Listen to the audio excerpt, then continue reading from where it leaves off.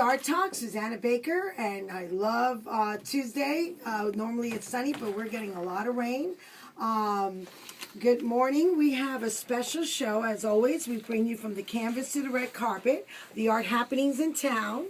And I'm excited to have on the show today a very young artist who has been embraced from Miami.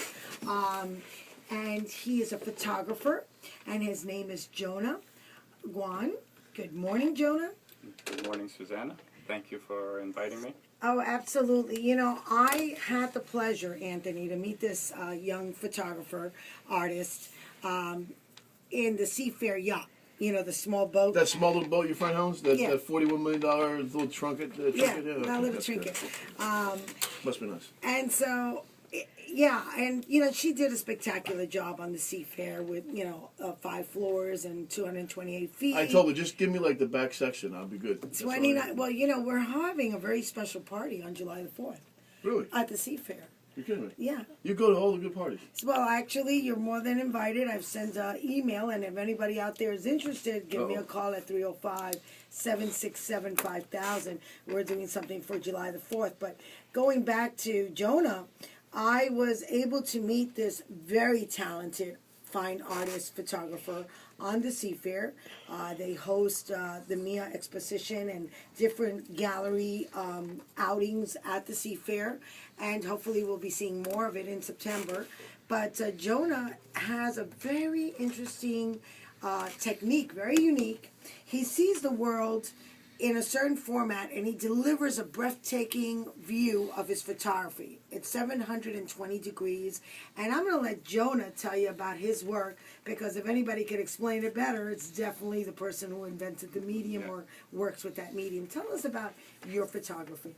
Well, I can definitely tell the story in photographs. Words may be a little different, but it's, I like to look at it as capturing a moment in time, and it is 720 degrees. The series is called Breadth of View, and it's not breath as in the breath out of your mouth, it's in wideness. It's like all-encompassing.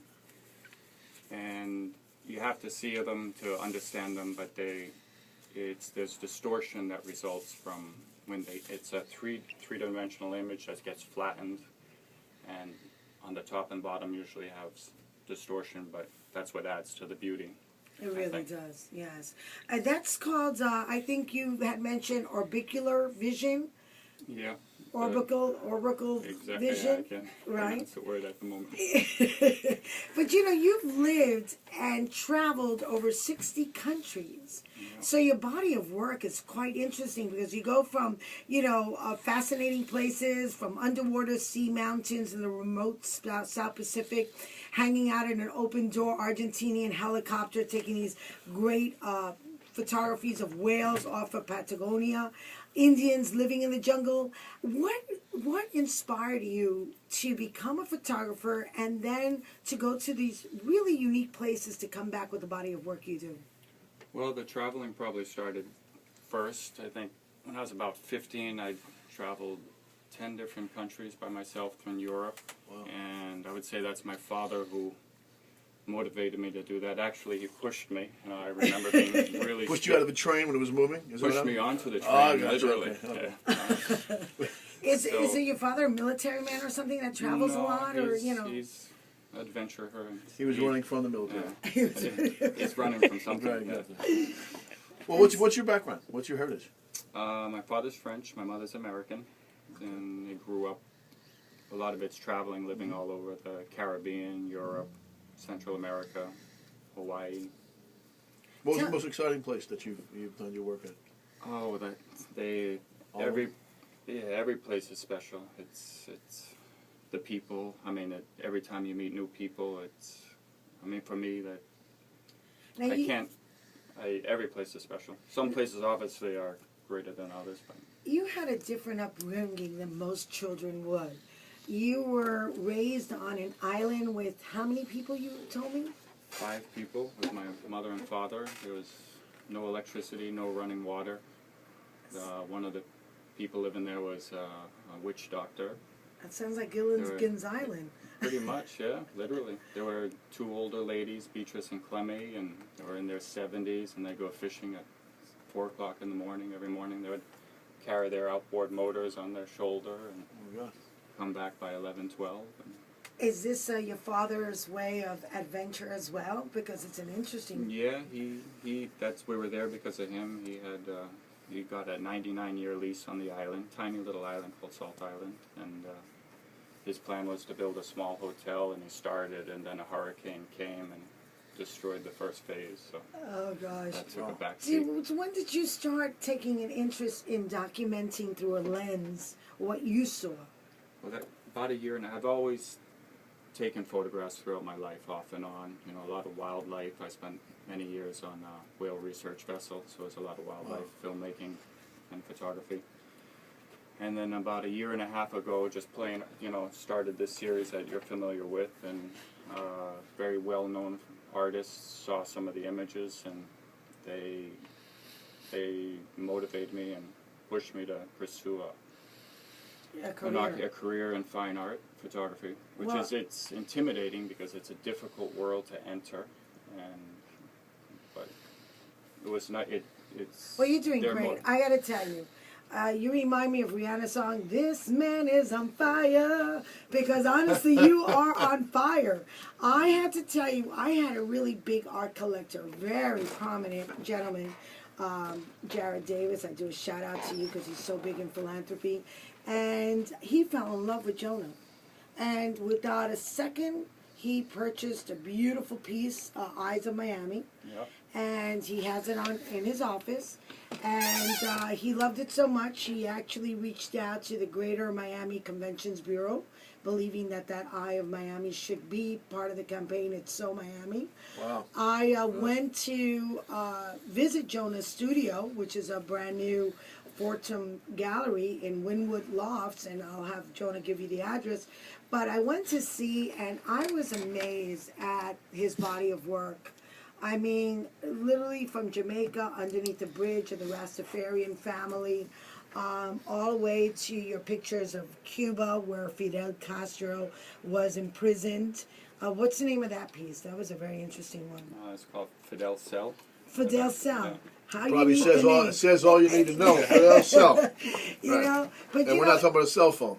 And no, and you got, and then he has every picture has a very interesting story. So it comes with not just a phenomenal image of 720 degrees, which is flattened out, and is a process where the sphere allows the observer more of a complete view. Mm-hmm. And it really is just an amazing to see that technique. I've never seen it before. It's definitely fine arts. I mean, your pictures, your high resolutions, your technique, the way you capture the people's smiles, everyday life. It's really a historical moment at that you're freezing in time for that village, for that Indian, for that Rastafarian, for the skyline of Miami. It's a very unique take. And I really believe that in your short career that you just started, you have really taken off. And I'm very proud to see people who really believe, I can make money, or I mean, it's a long process, obviously. Yeah. But to start off already with, being collected by some top collectors, it takes the people 2-3 decades, and maybe they never get collected by the people you have. So it's amazing. Jonah also, I'm very proud to announce, is part of a division of the art experience, which is called Artists for Charities. And he did not even hesitate a moment to join us on the Father of the Year award that we did recently at the Intercontinental for American Diabetes Association. He actually was really embraced by 500 of Miami's finest elite, and bought by one or two, I believe, from the event. And it's just great that, they all donate a piece to the and then they get to sell. That's what we do, pop-up galleries at these major special fundraisers, and it's been phenomenal. I got so many letters, I can't even begin to tell you, after the venue, saying that we made the difference that day, our pop-up galleries, our fine artists really made the venue different and very unique. And because of that, we were invited to the Diamond Ball in November for Miami Children's Hospital. So I'm proud to announce that Artists for Charities does work, and we do have Jonah Gouin part of that team as well. Can you tell our audience your address, your website, how they could come and see you? I know Second Saturday is coming up July 13th, and they could definitely do it through the art experience if they want, but if not, they could go on their own and visit you. What would that be? The gallery, everything is on display at the Fortum Gallery. The address is 250 Northwest 23rd Street, and it's on the second floor, 201. The phone number is 305-420-5195, or they can go to the website, fortumgallery.com. How do you spell Fortum? Fortom. Okay, so that's awesome. Now, what do you see going for your next collection? Are you thinking of other unique? Because Yeah, what's your vision for the next series? Well, in August, I'm hoping to go to Ecuador. There's Indians there, the Quichua, who swore they will fight the oil companies to the death for their land. And there's like 900 oil pits in the jungle, so I think it'll be I'd like to tell their story through fine art. And I think it'll be a dramatic photo with, the black oil and the base of the jungle with the vibrant green above and the Indians in the middle. I think that's gorgeous. How long for you to get the body of work that I've seen in Breath of View, how many days do you stay Longer the better. The longer the better? The more time I have, the better. It's, sometimes you can capture an image in a moment. There's an image in the Malecon on Havana that you may have seen. Yeah. Oh, it's gorgeous. That just was a very spontaneous moment and happened within 10 minutes. And other times I plan trips, and I went to Hawaii in December and got some images, but nothing that made it to the gallery.